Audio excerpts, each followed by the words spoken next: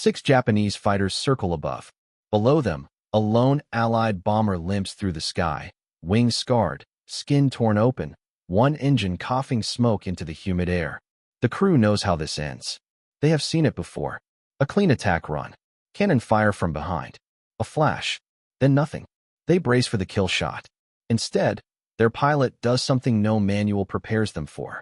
He pulls the throttles back.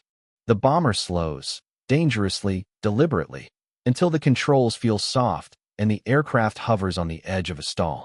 The Japanese fighters rush in, committed, fast, confident. And then they overshoot. Formations shatter. Timing collapses. The sky fractures into confusion. What happens next will be studied for decades. New Guinea, 1943. The sky above the Coral Sea holds no romance. It smells of aviation fuel, scorched oil, and hot metal. At 12,000 feet, the cockpit of a B-25 Mitchell becomes an oven, sweat pooling under flight jackets, breath shallow and constant. Radio chatter crackles with static, clipped voices, and sudden silences that mean someone is no longer answering. Below, jungle stretches without mercy, dense, green, endless. Wreckage disappears there quickly. Planes do not linger. Men do not return. This is the 5th Air Force, operating under General George Kenney. Missions stretch far over open water, beyond rescue range, beyond forgiveness. Engines fail, and you ditch. You ditch, and the ocean decides your fate. Japanese control the air in brutal pockets, and their fighters, especially the Mitsubishi A6M0, are faster, lighter, more agile, flown by pilots trained since adolescence. American bomber crews are being lost at a rate that turns statistics into graves. Every mission costs machines and men. Replacements arrive weekly, young, undertrained, eager. Some survive 3 sorties. Some survive 1. Into this system moves a pilot who does not belong. His name is J. Zemer Jr. He does not look like a warrior. He is tall, thin, and wears wire-rimmed glasses that fog instantly in tropical humidity. He graduated from MIT with a degree in civil engineering. He speaks carefully, as if each sentence must pass inspection before release. Behind his back, his crewmates call him the bookworm. Some just call him Jay. Zemer reads constantly. While others gamble, smoke, or write letters home, he sits on his bunk surrounded by manuals, after-action reports, and translated fragments of Japanese flight doctrine. He sketches diagrams and margins. He asks questions officers do not enjoy answering. Why do we always fight on their terms? Why is speed treated as absolute? What happens if we stop trying to outrun them? He does not fit the culture. Fighter pilots are supposed to be instinctive, aggressive, confident to the point of arrogance. Zemer is analytical, hesitant, reflective.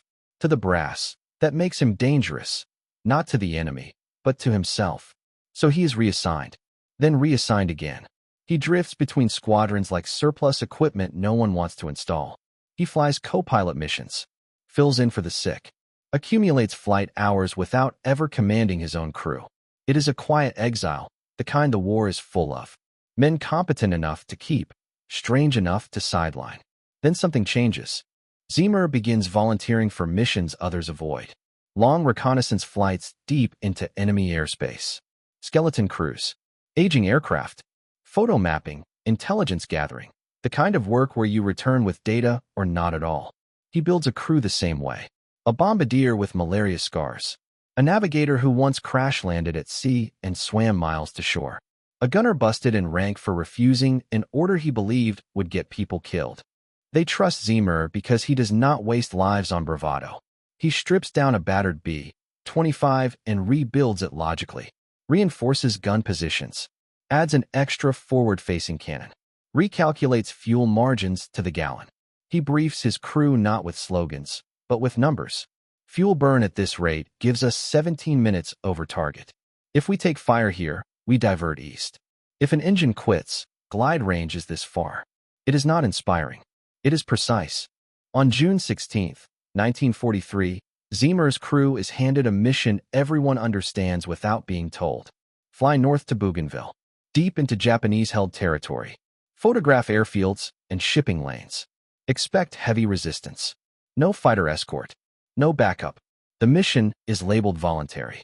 Zemer accepts without pause. His crew agrees to go, not because they believe in luck, but because they believe in his math. J. Ziemer Jr. was born in 1918 in Carlisle, Pennsylvania. His father was a career military officer. His mother played piano and read poetry. The house smelled of pipe tobacco and old books.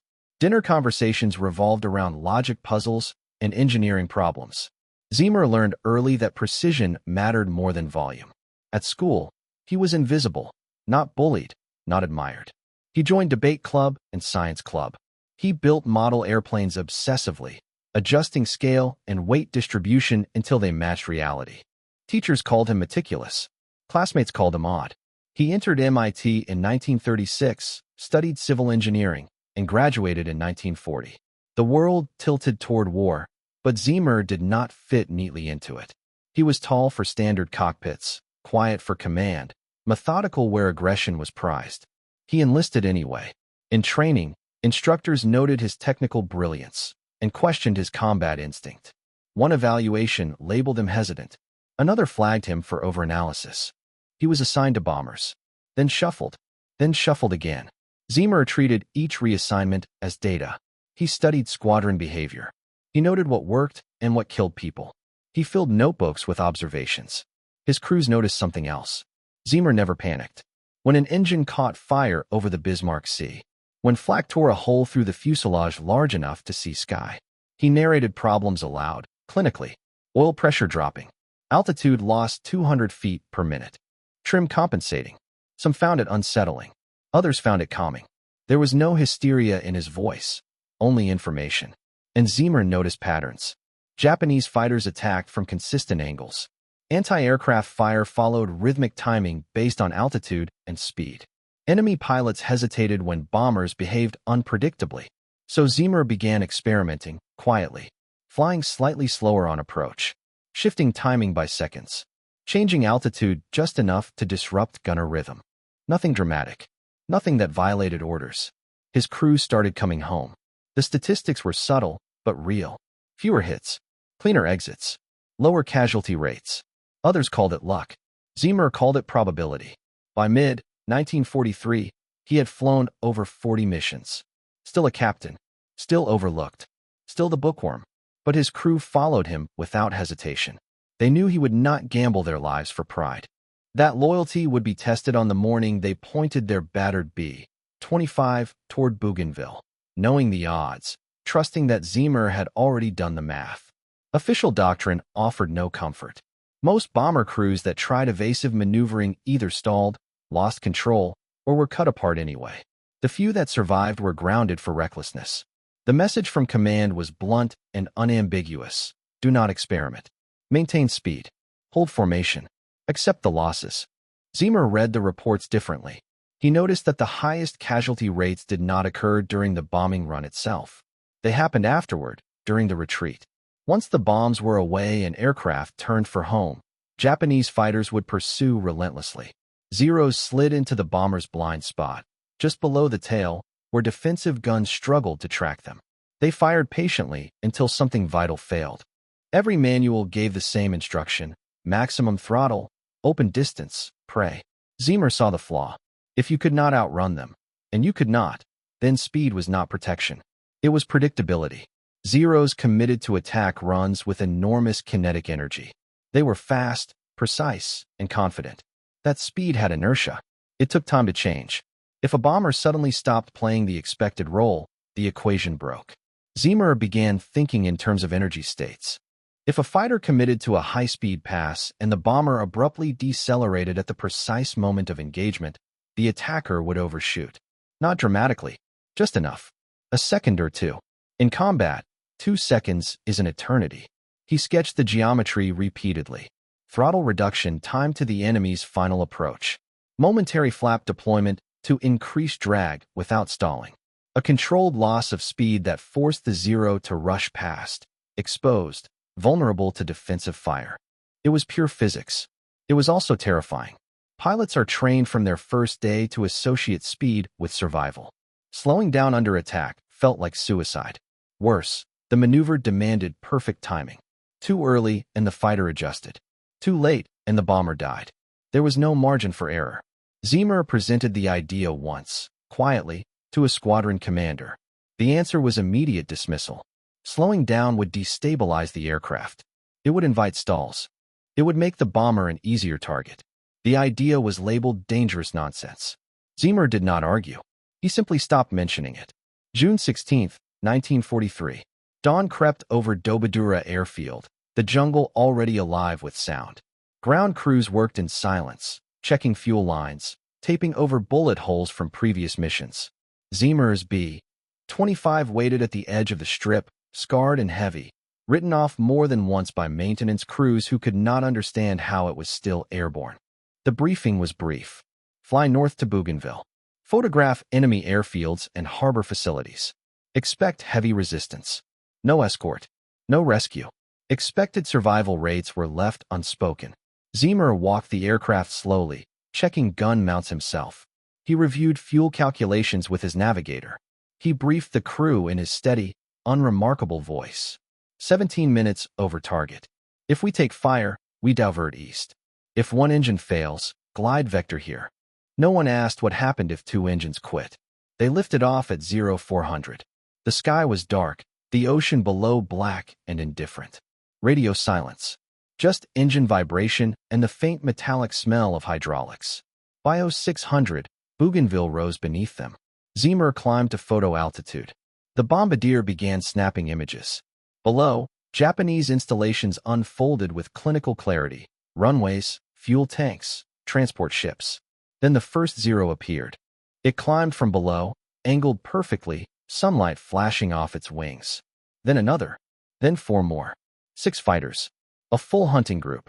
The rear gunner called contact. Zemer acknowledged without emotion. He held course. The photo run was not complete. The Zeros did not rush in. They circled, patient, coordinated. They waited for panic. They waited for the bomber to run. 45 seconds later, the last photo was taken. Zemer banked east and advanced the throttles. The Zeros closed. Cannon fire tore through the tail. Alarm screamed. Hydraulic pressure collapsed. The rear gunner fired blindly as the fighter disappeared and looped back for another pass. Zemer watched. He measured spacing, speed, attack angles. This was textbook, which meant it was predictable. The next Zero dove from above. 400 yards. 300. 250.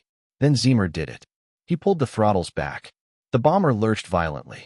Controls softened. The Zero shot past, overshooting by yards instead of inches. The top turret opened fire. Tracers walked across the fighter's fuselage. Smoke poured from its engine. It spiraled down, trailing flame. The remaining Zeros hesitated. Bombers did not do this.